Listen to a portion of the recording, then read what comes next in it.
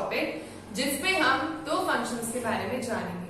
इन functions के बारे में जानना इंपॉर्टेंट है बच्चों, क्योंकि ऐसे क्वेश्चंस हमको आगे देखने को मिलने वाले हैं। अभी तक हमने ऐसी चीज नहीं देखी है। क्या? एक होता है इम्प्लिसिट फंक्शन, एक होता है एक्सप्लिसिट फंक्शन। इम्प्लिसिट फंक्शन में सपोज आपको पता है एक फंक्शन में दो वेरिएबल है एक्स एंड वाई। अगर आप उन दोनों वेरिएबल्स को सेपरेट नहीं कर सकते हैं, वो इस तरीके से मिक्स्ड है कि आप उनके बीच में कोई रिलेशन नहीं बना सकते, ऐसे फंक्शन को हम बोलते हैं इम्प्लिसिट फंक्शन। सिमिलरली जब आप एक्स और वाई को सेपरेट कर सकते हो तब वो बन जाता है एक्सप्लिसिट फंक्शन। एक्सप्लिसिट फंक्शन में dy बाई dx मतलब डिफरेंशिएशन करना इजी होता है, लेकिन इम्प्लिसिट फंक्शन में dy बाई dx करना थोड़ा सा कॉम्प्लिकेटेड हो जाता है और हमें उसी चीज को समझना इंपॉर्टेंट है। तो सबसे पहले थोड़ा सा इजी वाला काम देख लेते हैं, ये समझ जाएंगे तो उसको करना थोड़ा आसान लगेगा। क्या है? एक्स और वाई को सेपरेट कर सकते हैं, क्वेश्चन गिवन है आपको dy बाई dx निकालना है। अभी तक बच्चों हम लोगों को हर बार क्वेश्चन कैसे गिवन था? y equal to F X, जिसमें हम डिफरेंशिएशन कर देते थे। यहाँ पर हमें पूरा इक्वल टू के साथ में सब कुछ गिवन है, तो ऐसे में क्या करेंगे? हम इसको सबसे पहले डिफाइन करेंगे कि किसके रिस्पेक्ट में डिफरेंशिएट कर रहे हैं। मैं बोल रही हूँ कि मेरे को इसको डिफरेंशिएट करना है विद रिस्पेक्ट टू x। आप y के रिस्पेक्ट में भी कर सकते हो, लेकिन आपको बताना जरूरी है कि आप कौन से वेरिएबल को डिपेंडेंट वेरिएबल मान के डिफरेंशिएट करने जा रहे हो। मैं x ले रही हूँ, x के रिस्पेक्ट में यहाँ पे हर जगह अब हम लिखेंगे dx बाई dx, जो भी फंक्शन गिवन है। ऐसे ही similarly dy by dx minus 3 d by dx of x square is equal to d by dx of tan y। ठीक है, इतनी बात क्लियर हो गई? ठीक है जी। अब इसके बाद क्या हो जाएगा? dx बाई dx का आंसर तो 1 आ जाएगा, dy बाई dx तो एज इट इज रहेगा dy बाई dx। यहाँ से 3 as it is, X square का डिफरेंशिएशन आएगा 2x equal to d by dx of tan y। तो सबसे पहली बात, tan का डिफरेंशिएशन क्या आता है हमको पता है, tan का डिफरेंशिएशन आता है sec स्क्वायर y, लेकिन y का फर्दर डिफरेंशिएशन होगा। क्यों? अब समझते हैं। एक तरीके से चेन रूल लग रहा है, पहले tan को तोड़ दिया फिर y को तोड़ेंगे। क्यों? क्योंकि y x नहीं है। अगर यहाँ x होता तो सीधा आंसर आ जाता sec स्क्वायर x, लेकिन यहाँ पर y है, y को आपको x के रिस्पेक्ट में डिफरेंशिएट करना है। तो सबसे पहले फॉर्मूला लगा दिया sec स्क्वायर y, और फिर y का फर्दर डिफरेंशिएशन आता है dy बाई dx। क्योंकि आपको सिर्फ dy बाई dx निकालना है, अभी ये पूरा मिक्स्ड है, तो आप क्या करोगे? आप कॉमन ले लोगे, आप इसको इधर भेज दो, बाकी सब चीजों को उधर भेज दो। तो यहां से dy बाई dx आ गया, और यहाँ पे minus sec square y dy by dx equal to minus minus plus 6x minus 1। इन दोनों में कॉमन क्या है? इन दोनों में कॉमन है dy बाई dx। ठीक है, तो यहाँ से क्या आ जाएगा? dy by dx 1 minus sec square y बाहर रह गया और इधर आ गया 6x माइनस 1। अब dy बाई dx निकालना है सारे, इसको नीचे भेज देंगे, इससे नीचे अपॉन में आ जाएगा और आंसर हमारा कंप्लीट। इस तरीके से हम इन नेक्स्ट क्वेश्चंस को निकालते हैं जिसमें हमें y equal to F X की फॉर्म में क्वेश्चन गिवन नहीं होता। ठीक है बच्चों, ऐसे ही अब हम इसका नेक्स्ट क्वेश्चन देखेंगे जो कि बहुत ज्यादा आसान है, सिंपल है। हर जगह सबसे पहले आप लिखना है differentiate with respect to x। ये इंपॉर्टेंट है कि x के रिस्पेक्ट में आप डिफरेंशिएट कर रहे हो। क्या आ जाएगा? dx by dx plus d pi by dx equal to d by dx of sine y। तो dx बाई dx का answer 1, pi is a constant, constant का आंसर क्या हो जाता है? 0, और d by dx of sine y, तो sine y का डिफरेंशिएशन आएगा cos y, और फिर dy बाई dx का फर्दर डिफरेंशिएशन। तो आंसर क्या आ गया? dy by dx equal to, ये नीचे आ जाएगा इसके 1 अपॉन cos y, और ये हो गया आपका आंसर। देखो कितना ज्यादा सिंपल है इस तरीके से dy बाई dx को निकालना। जब हम एक्सप्लिसिट फंक्शन को डिफरेंशिएट करना समझ चुके हैं, अब हम ऐसे ही करेंगे एक्सप्लिसिट फंक्शन को डिफरेंशिएट। ये थोड़ा सा ट्रिकी होने वाला है, तो ध्यान से देखेंगे। इसमें देखो x और y को आप सेपरेट नहीं कर सकते, वहां हम सेपरेट कर पा रहे थे। अगर मैं y को उधर भेज दूं तो एक तरफ सारा x होगा और एक तरफ सारा y होगा, डिफरेंशिएशन इजी है। यहाँ पे क्या हो जाएगा? सबसे पहले आप डिफाइन कर दो किसके रिस्पेक्ट में कर रहे हो, तो हम कर रहे हैं x के रिस्पेक्ट में। जब हम इसमें करेंगे तो दोनों में क्या लग रहा है, प्रोडक्ट रूल, तो d by D x of x into y, फिर plus d by D x of x square into y equal to D by D x of cos x plus D Y by D x. क्या इतनी बात आपको clear हुई? बहुत ज्यादा आसान है, मैंने बस हर जगह डी बाई डी एक्स को इंट्रोड्यूस करा दिया, हर फंक्शन को डी बाई डी एक्स मिल गया। अब लगाते हैं इसमें प्रोडक्ट रूल। एक फंक्शन मैंने मान लिया 1, एक फंक्शन मैंने मान लिया 2। तो जब मैं फर्स्ट फंक्शन का डिफरेंशिएशन करूंगी तो मेरा second function as it is common चलेगा, फिर प्लस मैं बाहर रखूंगी सेकंड फंक्शन को और डिफरेंशिएशन करूंगी सेकंड फंक्शन का।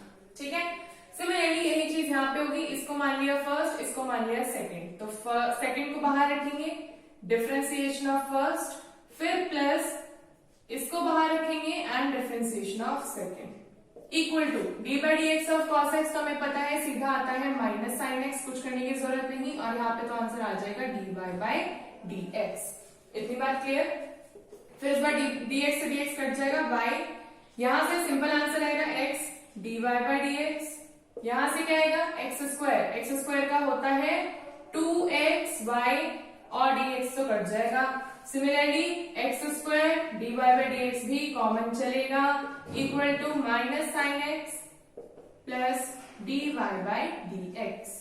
अब क्या करना है, इसके बाद जब आप मार्क करोगे D Y by D X, D Y by D X, D Y by D X, जितनी भी टर्म्स है उनको एक साथ रख देंगे, चाहे आप इन दोनों को यहाँ ले आओ चाहे इस एक को वहां ले जाओ, और बाकी बची हुई टर्म्स जिनके पास d Y by D x नहीं है उनको एक साइड कर देंगे। फिर सिंपल है, d Y by D x common निकालने के बाद जितना भी एक आएगा हमारे पास ब्रैकेट उसको हम नीचे भेज देंगे डिविजन के लिए और हमारा आंसर वहां से क्लियर हो जाएगा। बहुत आसान है क्वेश्चन, कोई बहुत ज्यादा दिक्कत नहीं है, बस आपको ध्यान रखना है कहाँ प्रोडक्ट रूल लगना है, किस तरीके से लगाना है और कंफ्यूजन नहीं क्रिएट करनी है। ठीक है, तो ऐसे नेक्स्ट क्वेश्चन देखते हैं। नेक्स्ट क्वेश्चन भी इतना ही प्यारा है, खूबसूरत सा है, इसको बोल दो फर्स्ट फंक्शन, इसको बोल दो सेकंड फंक्शन, प्रोडक्ट रूल लगेगा। ऐसे ही ये फर्स्ट और ये सेकंड और ये तो सिंपल है अलग अलग।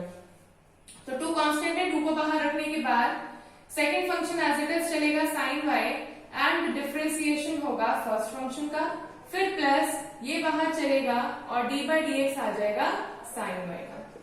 सिमिलरली 3 कांस्टेंट है बाहर रख दिया, second function as it is रहेगा और फर्स्ट फंक्शन का डिफरेंशिएशन होगा, फिर प्लस फर्स्ट फंक्शन बाहर रहेगा और सेकंड फंक्शन का डिफरेंशिएशन होगा।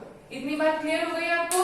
फिर इसके बाद क्या करेंगे, ऐसा ही सेम चीज हम यहां पे करेंगे। यहां तो सिंपल है, d by D x of tan x plus y का सिंपल लिख देंगे d Y by D x. Clear?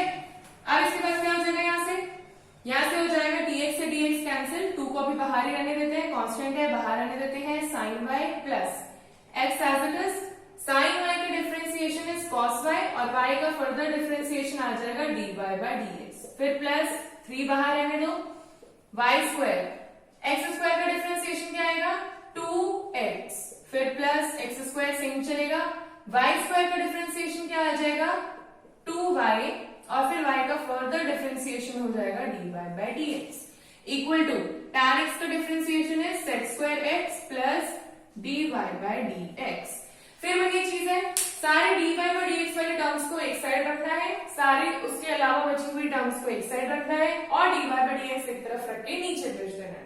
इसमें आपको बता देती हूँ, जैसे dy बाई dx वाली टर्म ये है और ये है, तो मैं क्या कर रही हूँ, सीधा एक साथ लिखती हूँ 2x cos y dy by dx, फिर प्लस कितना हो जाएगा 3 2 6x square y dy by dx, वहां से ये आ जाएगा minus dy by dx equal to इधर रहेगा सिर्फ sec स्क्वायर x, फिर ये इधर जाएगा -2 sin y, फिर ये इधर जाएगा -6yx स्क्वायर। अब बस क्या करना है, यहाँ हर जगह dy बाई dx बाहर रखना है, बाकी सारे को एक साथ रख के इसके नीचे भेज देना है डिवाइड के लिए, और इस तरीके से ये खत्म हो जाएगा।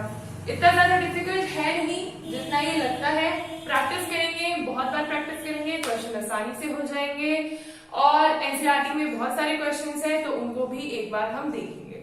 आओ बच्चों, मैंने कुछ एनसीईआरटी के 2 क्वेश्चंस लिए हैं जो थोड़े इजी हैं, मतलब सही बताऊं तो इजी ही हैं, और इससे पहले जितने क्वेश्चन है और भी एनसीईआरटी में, सीबीएसई मतलब एनसीईआरटी की बुक में, उसमें आपको क्वेश्चंस इजी लगेंगे, हो जाएंगे। ये मुझे दो थोड़े से ऐसे लगे जो मैं बता देती हूँ ताकि आपको थोड़ा और क्लियर हो कि क्वेश्चन कैसे करना है। तो अगर मैं इस क्वेश्चन को ध्यान से देखूं तो ये मेरा कैसा फंक्शन है, एक्सप्लिसिट फंक्शन। क्यों? क्योंकि इसमें x और y के बीच में मैं रिलेशन निकाल सकती हूँ, इसको डिफरेंशिएट कर सकती हूँ। कैसे? ax को यहाँ पे रखूंगी, इसको यहाँ भेज दूंगी, हो गया डिफरेंट। लेकिन अगर ये चीज यहाँ पे करने की सोचूं तो यहाँ पे ये दो जगह मिक्स्ड फॉर्म में है, हम नहीं कर सकते। तो ये फंक्शन कैसा है? Implicit function. तो सबसे पहले एक्सप्लिसिट देखते हैं। हम डिफरेंशिएट कर रहे हैं विद रिस्पेक्ट टू x। जब हम x के रिस्पेक्ट में कर रहे हैं तो ये आ जाएगा d by D x of A x, जिसमें a कांस्टेंट है तो मैं इसे सीधा बाहर रख दे रही हूँ, a प्लस b बाहर कांस्टेंट, क्योंकि कांस्टेंट बाहर रहता है, और ये ऐसा आ जाएगा equal to d by D x of cos y। इसके बाद क्या करेंगे?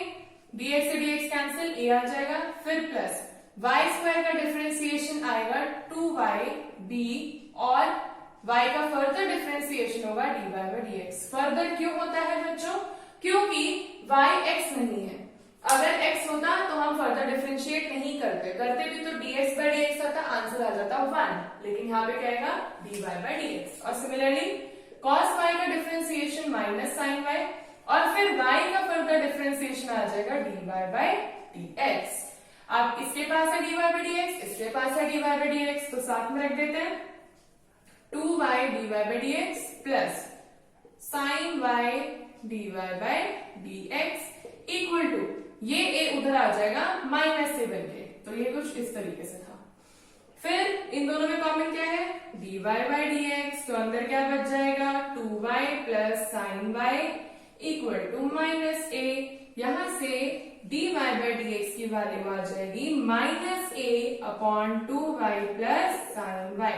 This is the whole answer. Clear? इसी तरीके से आपको पिछले वाले भी करने थे जिसमें मैंने आपको डिफरेंशिएट नहीं किया था कि dy बाई dx एक तरफ लिखो और दूसरा एक तरफ लिखो। ठीक है, अब देखते हैं इम्प्लीसिट फंक्शन का। इसको भी हम किसके रिस्पेक्ट में करेंगे?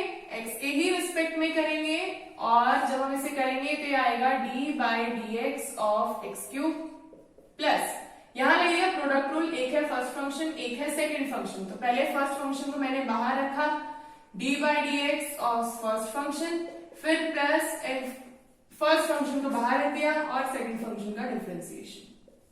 सिमिलरली ये भी प्रोडक्ट में है तो इसको भी एज इट इज करेंगे, प्लस फर्स्ट फंक्शन का डिफरेंशिएशन होगा तो second function as it is चलेगा, फिर plus second function as it is चलेगा और फर्स्ट फंक्शन का डिफरेंशिएशन हो जाएगा, फिर plus d by D x of y cube equal to 0। क्यों? क्योंकि 81 इज अ कांस्टेंट और उसके साथ कोई वेरिएबल नहीं है, तो आंसर क्या आएगा? 0। फिर यहाँ पे x की पावर 3 का आंसर क्या आ जाएगा? सीधा 3x स्क्वायर, फिर प्लस ब्रैकेट में रहने देते हैं, dx बाई dx मतलब 1 y square plus x dy, ये ऐसा कुछ है, d by dx of y square कितना आएगा? 2y into further differentiation of y that is dy by dx plus y into d by dx of x square का differentiation 2x। हमने यहाँ पे क्यों नहीं किया dx बाई dx? क्योंकि आंसर 1 आएगा। दूसरी बात, x के रिस्पेक्ट में हो रहा है तो करना ही नहीं है। फिर plus x square as it is same और dy बाई dx भी सेम रहेगा, कोई फॉर्मूला नहीं लगेगा, प्लस y की पावर 3 का डिफरेंशिएशन आएगा 3y स्क्वायर और फर्दर आ जाएगा dy by dx equal to 0। जितनी भी टर्म्स जिनके पास dy बाई dx है उनको एक साथ लिखेंगे, तो मैंने लिख दिया dy बाई dx और यहां से कॉमन देखते हैं। dy बाई dx के साथ यहाँ पे है 2xy, यहाँ पर है x स्क्वायर और यहाँ पर है 3y स्क्वायर, इधर एक साइड रख दिया। अब बाकी बची हुई टर्म्स को हम उधर लेके जाएंगे तो हो जाएगा minus 2yx minus 3x square. तो dy बाई dx कितना आ जाएगा? यहाँ रखेंगे और हो जाएगा minus 2yx minus 3x square upon 2xy plus x square plus 3y square and this is the answer. देखो बहुत आसान था, बहुत ही ज्यादा आसान था, बस फॉर्मूला याद रखना है किस तरीके से अप्लाई करना है और क्वेश्चन आसानी से हो जाएंगे, बहुत ज्यादा आसानी से। ठीक है, एक बार एनसीईआरटी की बुक खोल के जरूर क्वेश्चंस करने हैं। आपके पास कोई और बुक हो, लाइक आप आर डी शर्मा पढ़ते हो, आर एस अग्रवाल पढ़ते हो, जो भी बुक आप पढ़ते हो उसको भी एक बार जरूर खोल के देखना है। उसमें क्वेश्चंस की वैरायटी बहुत ज्यादा मिलेगी बच्चों, और मैथ्स में जितने क्वेश्चंस आप प्रैक्टिस कर सकते हो उतना करो, क्योंकि practice makes a person better, बस इतनी बात है। तो जितनी ज्यादा प्रैक्टिस करोगे उतना ज्यादा स्ट्रांग होगा आपका ये चैप्टर, ये topic. Plus differentiation and integration बहुत ही ज्यादा इंपॉर्टेंट टॉपिक्स हैं क्लास 12 के लिए। अबाउट 40 to 44 मार्क्स का इसमें से वेटेज मिलता है, काफी भारी वेटेज है। और इस बार जो सिलेबस रिडक्शन भी हुआ है तो उसमें भी कुछ ज्यादा नहीं रिड्यूस हुआ है, ठीक है। सो आई होप आपको आज का लेक्चर समझ में आया होगा। अब आप क्वेश्चन देख के आसानी से बता सकते हो कि ये इम्प्लिसिट है और ये एक्सप्लिसिट है, इतना मैं यकीन रखती हूँ आप पे। अगर आपको पसंद आई आज का ये लेक्चर तो लाइक कीजिएगा इस लेक्चर को। अगर कोई भी डाउट होंगे तो अपने कमेंट सेक्शन पे पूछना है, और चैनल को सब्सक्राइब बिल्कुल भी भूलना ही नहीं है कि नहीं करना है, ठीक है। So thank you for watching.